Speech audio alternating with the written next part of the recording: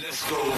Streaming data free on the MTN network in South Africa. This is Omnisport. T's and C's apply.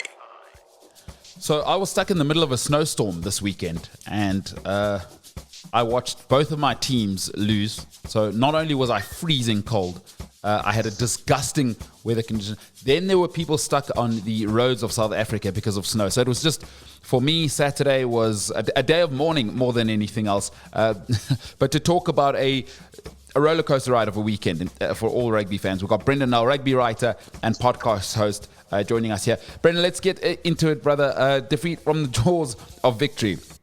What were the Lions doing? What were the Lions doing, mauling it at the end there? I mean, they had one line out on penalty. What are we doing? Why do you maul it? I actually have no idea. I think this will probably go down as probably one of the worst rugby decisions ever made. Afterwards, Coach Mswaki was at loss. He said he didn't know why they did it. It wasn't the instruction from the coach's box. He told them to kick it out. And as he said, we were Currie Cup champions for 10 seconds. And then, you can argue all you want about how did that ball come back to the Sharks out of that maul. But at the end of the day, when you've got the Currie Cup in your grasp like that and you let it go, that's on you. And the Lions will this morning be sort of sitting there wondering, what did they do wrong? How did they even get into that position? It was a flashback to, I don't know if you remember, I think it was 2007, 2008 when the Sharks didn't kick the ball out in that now infamous Super Rugby final. I don't know if you remember that, and Habana goes over in the corner. Kind of a similar thing, but much worse because I support the Lions, and it's absolutely disgusting that at home this happened. I just inexplicable. Hey, listen, I like that the coach said, hey, this was a players thing as well. Sometimes these players get spoiled, you know? Yeah, look, I mean, you refer back to that 2007 Super Rugby final. There it was a situation where Frans Steyn rushed the conversion. He had a conversion in front of the post, and if all he had to do was take his time, put the ball over, and they would have won. Time was up on the clock, and he didn't. And that gave the Bulls the opening in that one. And you sort of wonder what goes through professional sportsmen's minds. You see it in golf, you see it in other sports as well. But yeah, I really feel for the Lions because I think that they did everything. The Sharks were probably the better team on the day, and they did more of the play. But when you've got a cup in your grasp like that, you don't let it go. And that level of drama, though, I mean, having said that, I think it's great because does it mean the Currie Cup is sort of relevant again with the move to sort of URC? But I don't think we can ever give up on the Currie Cup as South African rugby fans, can we? No, I think, and that was the nice thing to see for both sides how much it meant at the end of the day. Whether in celebration or despair, you saw that this was definitely a trophy that meant something to everybody there and everybody who was watching as well. It's great to see that, and it shows you the Currie Cup is still got a place in all of our hearts. The problem is, where do you play the Currie Cup? Until World Rugby sorts out a global season, and we can't play rugby 12 months a year because John Plumtree said it quite clearly afterwards. You go straight from this, you're on this high, and now they've got to get on a flight today to Galway in Ireland and play Connacht on Friday or Saturday, I think it is. And you've got to come straight back down from this high, and you've got to start again. And I think that's the difficult thing. And they are professional sportsmen; they do get paid to do it. But I think for everybody, you'd actually like to soak up the moment, and they're not going to get that chance. Nothing worse than these bureaucrats who don't understand that rugby is ultimately probably the most brutal sport in the world, along with sort of UFC and boxing, right? Is what are we doing? This isn't tiddlywinks. It's not softball. We can't play 12 months of the year. I think you've made a very, very good point around the calendar there, and I think it's an important point to make. And as fans and as the media, I think we have to keep hammering on about it. Otherwise, these bureaucrats and these money makers are just going to use these guys forever, and rugby careers are short enough already. I mean, it's a brutal sport. Great point there, I think, by you, Mr. Brenden Nel. Kev has a question for you. Yeah, well, thank you. The box, Manie Libbok, the elephant in the room. It shouldn't have come down to the final kick. You know that. But Manie Libbok, does he have a mental block? Well, it's certainly starting to look that way. Look, I mean, I feel for any player, no player goes out, and we've all been there, we've all interviewed them. No player goes out to do something like that. So, and I feel generally the Boks should have been in a better position. They put themselves into that position that they should have had that game in the hand already. But saying that, your job as a number 10 is to kick penalties, and when you're in that position, and it was a much easier kick than the first one that he had got over. You should be kicking those. And then to me, the strangest thing is that Manie's such a puzzle for me, because if that kick was on the sideline, a much more difficult kick, I reckon he probably would have got it. The fact that it was easy, I don't know why he rushed it, but there's certainly something wrong with his confidence. And, I mean, I don't like to throw players away.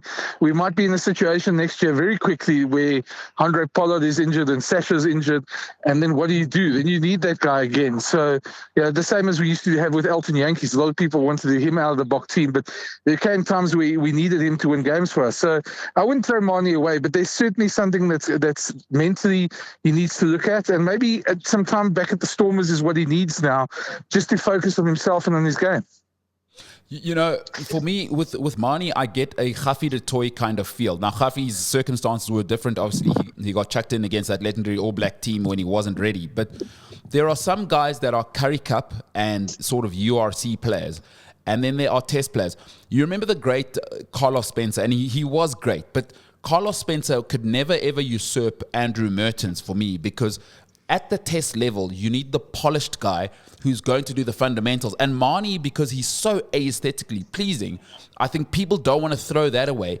But at the end of the day, at test level, you need to number one, you need to make your tackles. Number two, you need to make your kicks, and everything else is the chandeliers to the house and not the foundation. I'd just like to hear your thoughts there, because my strong feeling about Manie is I've always compared him to Carlos Spencer as being a flashy player, but not quite the meat and bones you need to be for a test fly-off. Well, that's a very valid point. I mean, look, Manie is a great attacking player. We've all seen what he can do with ball in hand, and he's really a guy who can get his backline going. I think in a lot of ways he's very much like Damian Willem. So for me, I mean, Damian, when he was kicking for the Boks, if he'd miss one kick, his confidence would drop and he'd have a terrible game. And Damian sort of flourished as soon as they took the kicking away from him. The point is then, do you have place for a guy in the team that isn't a kicker? Then you must have somebody who's going to take the kicks. And I was kind of surprised that they didn't move Andre Pollard to 12 in that second half just for that sort of situation, because it always looked like it was going to come down to a kick. But maybe this is Rassie's way of sorting the players. Maybe he wants to put players under these sort of pressure and see what they do. But yeah, I mean, I feel for Manie this morning. I've seen some of the vitriol on social media, and no matter it's a kick missed. We lost an away game in a very partisan stadium by 1 point.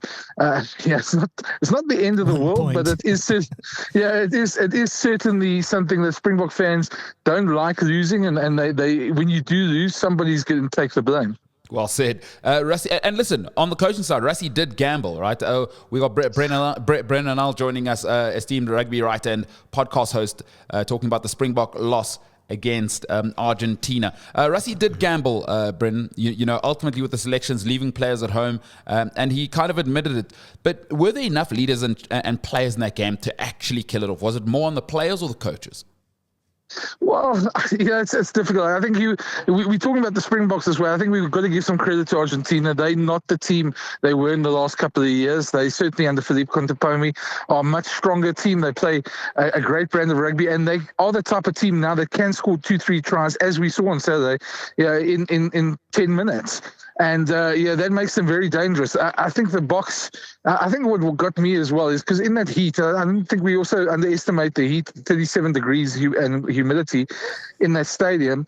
I think we played such helter-skelter rugby from the beginning. We probably, sort of did ourselves a disservice because everything worked. And it's easy to get seduced into that sort of, thing that now the points are going to come easy. And, so there's a lot of factors to this. I think we're going to see a lot more experimentation over the next year or so, and they are going to lose a test match here and there. But, if you look at that World Cup squad from last year, a lot of those guys probably aren't going to make the next World Cup. So, Rassie's in a tough situation. He's got to get new guys in. He can't throw everybody out because if he starts losing test matches, then the mood of the nation sours. and goes against him. So he wants to win as much as possible and blood players. So it's a very delicate balancing act, and they're not always going to get it right. I don't think necessarily they got it wrong. I think, as I said, it's a 1-point loss. They got themselves into a position to win, and if Manie had kicked that kick, we'd have a different conversation this morning. No, well said. I mean, everybody must relax. We're not Kaiser Chiefs. It's not like we've spent a decade. Manchester United. Yeah, we're not Man United. Hey, I'm a West Ham supporter, so you can't tell me anything. Okay, so you know suffering. So this loss for you is just another Monday morning. Yeah. Listen, on a very serious note, at least we're not Australia, because my God, whatever horrible is, so whatever the basement is, they are living in the basement of the basement, in the gutter of that basement. Is there any hope for the Wallabies with obviously the British and Irish Lions coming up next year, and in general, just in the short to medium term, how bad are they? Wowzers. Yeah, look, I mean, I always thought they were going to do well against the All Blacks this weekend, just because there's just so much pressure. And again, in that was very much the same sort of thing that happened to the Springboks. All Blacks scored 3 tries early on and sort of almost got seduced into that sort of style of play, and the Wallabies just grounded out. I don't know. I don't think their rugby's got problems deeper than ours. Their structures are a problem. They're competing against I've spoke to some of the Aussie writers, and they say every time somebody good comes through the school's rugby system, they get snapped up by rugby league and AFL that's got all the money. So they're in a tough spot, and World Rugby's helped them out so much. It's starting to look like a bit of a lost cause.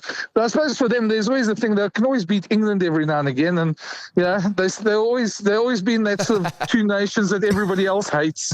So at some point, even the clock strikes at the right time twice a day. So they'll have some hope. No, well said. That's incredible stuff. Hey, but not wrong. Listen, you got to be able to have an adult conversation. We've got to be able to look each other in the eye. Okay, let's finish off on this. Obviously, next week it becomes massive for us. Since 2019, the Boks haven't won the Rugby Championship, and it becomes important to really knuckle down and win. What changes tactically and selection-wise do you expect from Rassie next week?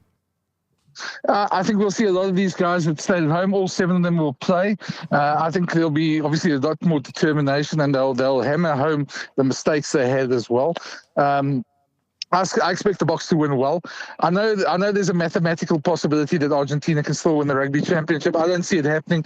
I see it becoming a celebration for the Boks this weekend, where Argentina are not the same side away from home than they are at home. But saying that, it doesn't mean the Boks can be complacent in any way. They'll sometimes the loss is good for a team, and sometimes it gives the coach the license to hammer some points home. And I think that's what we'll probably see this week. All right, Brenden Nel, esteemed writer and a podcast host. Brenden, what is your podcast? Where can people find it? It's called To The Last Drop. I do it with a good friend of Kevin and mine, DM.com. And it's on wherever you find on Spotify, Apple Podcasts, and wherever you find it as well. Your podcast. To The Last Drop. And where can we find your musings on paper? Where are you writing, just in case people are living under a rock? Paper? Yeah. Does anyone write on paper anymore? Most of my stuff goes on supersport.com. You'll see it there, and then sometimes also for a report newspaper as well. Brenden, appreciate you this morning. Hopefully that heartache of the loss can be soothed by a victory next week and us lifting the Rugby Championship. Hopefully. And look, I've got a long trip now to Nelspruit, but Nelspruit's never a bad time at this time of year, so looking forward to that. Safe travels, brother. Appreciate you this morning. Cheers. All right, Brenden Nel. Listen, he's got some hard-hitting points. Would love to hear what people are thinking there about the Springboks. Do we need to just relax, pump the brakes, is what some people are saying. 0788 77 7716. Your thoughts on Manie Libbok's miss, the Lions mauling it for whatever stupid reason. Would love to hear from you. Get involved in the conversation. 0788 77 7716. You can send your WhatsApps and voice notes there. Coming up after this, we will talk Premier League. What a weekend. Listen live and on demand. Welcome to Omni Sport.